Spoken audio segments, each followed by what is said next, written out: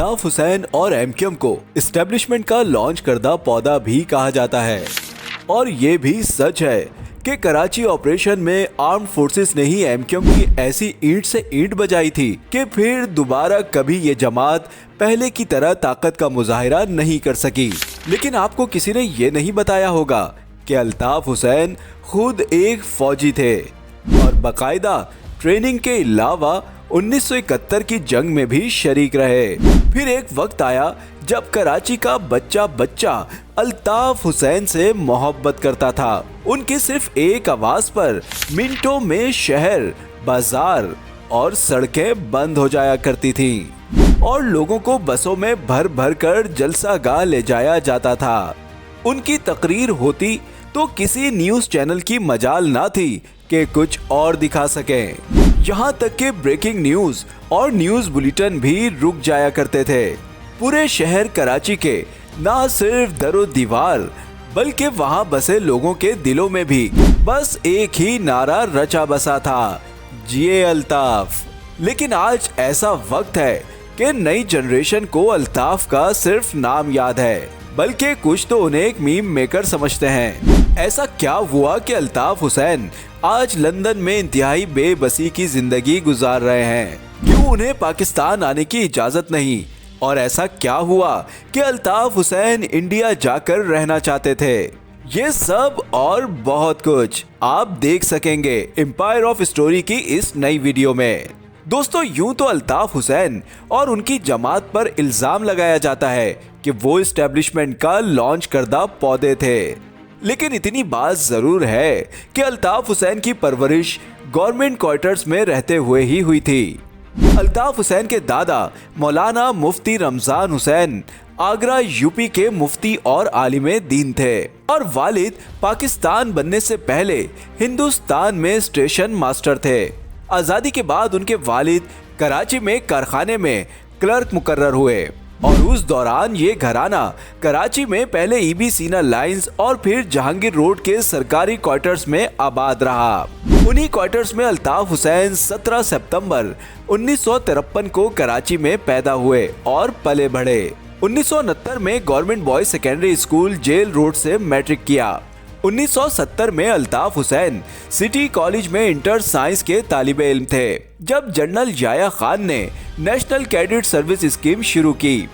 इस स्कीम के तहत हर मैट्रिक पास नौजवान को 1 साल तक फौज में अपनी खिदमत अंजाम देना थी।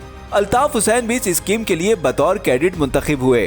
कराची कैंट से ट्रेनिंग शुरू हुई। उस दौरान में मशरिकी पाकिस्तान में जंग छिड़ गई, तो दौरान जंग ही नेशनल कैडेट सर्विस स्कीम के तहत कैडेटों को 57 बलोच रेजिमेंट में तैनात कर दिया गया था। इस सर्विस में अल्ताफ हुसैन 1 साल तक रहे और फिर इस्लामिया कॉलेज से बीएससी और यूनिवर्सिटी ऑफ कराची से एमएससी भी किया। अल्ताफ हुसैन एक मुतवस्सित घराने से ताल्लुक रखते थे।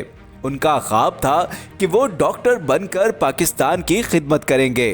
कराची यूनिवर्सिटी में उस वक्त सियासी और इलाकाई बुनियादों पर मुख्तलिफ तलबा तंजीमें बनी हुई थीं, जिनकी वजह से आए दिन झगड़ा, फसाद और क्लासेस का बायकाट हो जाया करता था। दोस्तों, तब अल्ताफ हुसैन को ख्याल हुआ कि क्यों ना महाजिर तलबा की आसानी और प्रोटेक्शन के लिए एक तंजीम बनाई जाए और यूं 11 जून 1978 को APMSO यानी all Pakistan Muhajir student organisation की बुनियाद अल्ताफ हुसैन ने रख दी। उनके साथ अजीम अहमद तारिक, सलीम शहजाद और आमिर फारूक शामिल थे। ये तंजीम फौरन ही इस कदर मकबूल हो गई कि दूसरी तलबा तंजीमें इसकी मकबूलियत से खौफजदा होकर APMSO के कारकुनों को तशद्दुद का निशाना बनाने लगी। यूं यूनिवर्सिटी कैंपस में आए रोज लड़ाई झगड़े होने लगे।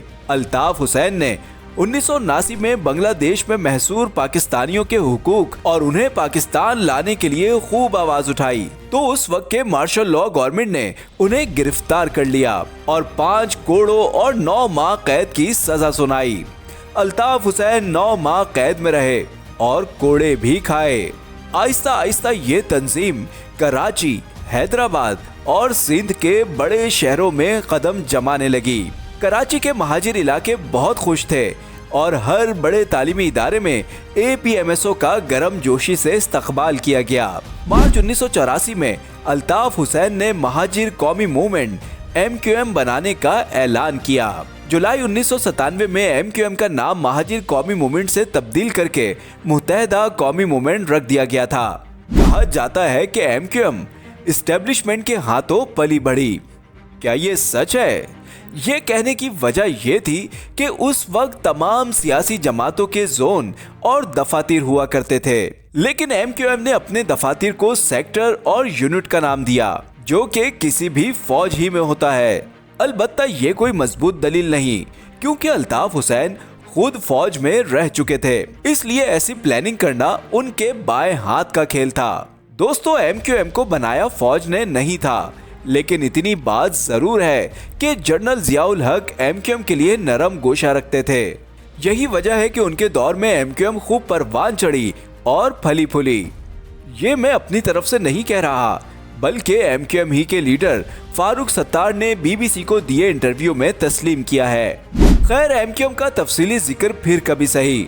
अभी अपनी गुफ्तगू का रुख अल्ताफ हुसैन की तरफ मोड़ते हैं। 1987 में हैदराबाद में एक जलसे के दौरान अल्ताफ हुसैन ने पाकिस्तानी परचम जलाकर कहा था कि पाकिस्तान बनाना एक बहुत बड़ी गलती थी, लेकिन इस पर उनके खिलाफ कोई कार्रवाई नहीं की गई। वक्त के साथ साथ MQM फलती और फूलती रही।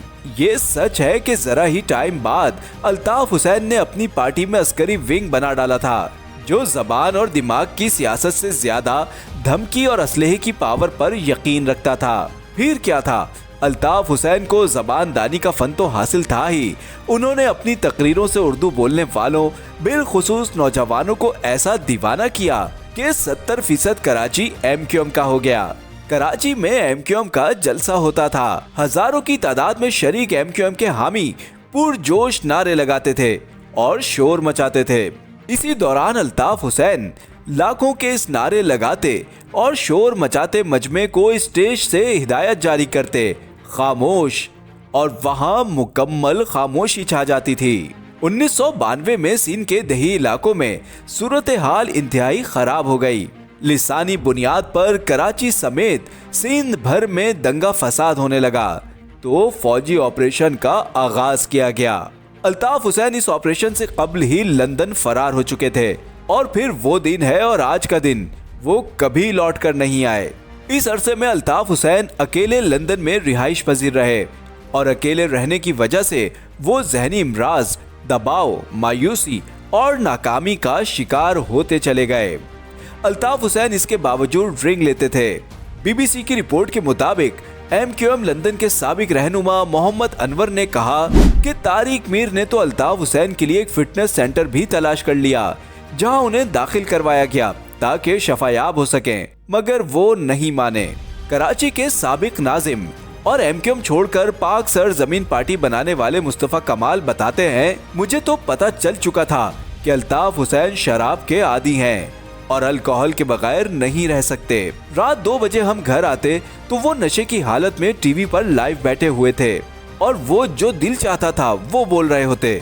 मुस्तफा कमाल के मुताबिक 2008 में हमने उन्हें बहाली के एक मरकज में दाखिल करवाया, जहां वो 48 दिन रहे और काफी ठीक हो गए, लेकिन सिर्फ 3-4 महीने ठीक रहे, फिर वही सब शुरू हो गया। कहा जाता है कि अल्ताफ हुसैन अगर मतलूबा मुद्दत उस बहाली सेंटर में गुजार लेते और अल्कोहल छूट जाती तो शायद आज पार्टी और वो खुद इस हाल में ना होते। इस जहनी कैफियत के बाद अल्ताफ हुसैन ने अपनी तकारीर में रेंजर्स, पाकिस्तान आर्मी और दीगर इदारों पर बेतहाशा तनकीद करना शुरू कर दी और फिर मामलात बिगड़ना शुरू हुए।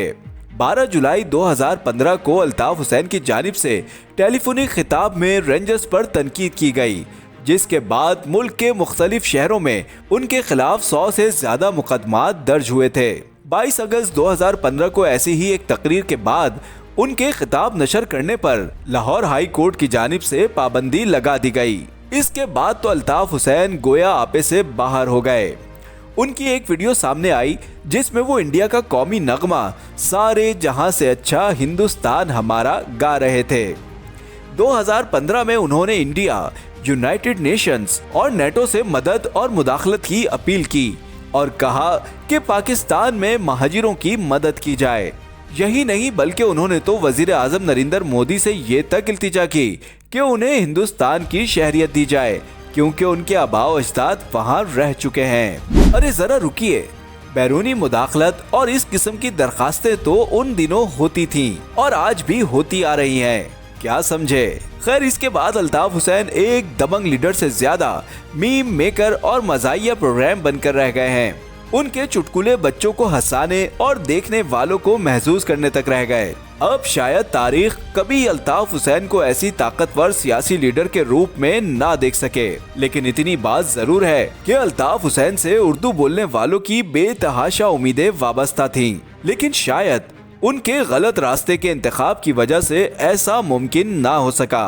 दोस्तों अगर आपको वीडियो पसंद आई हो तो लाइक और शेयर जरूर कीजिए। जल्द मिलते हैं एक और नई वीडियो में, तब तक अपना ख्याल रखिएगा। अल्लाह हाफिज।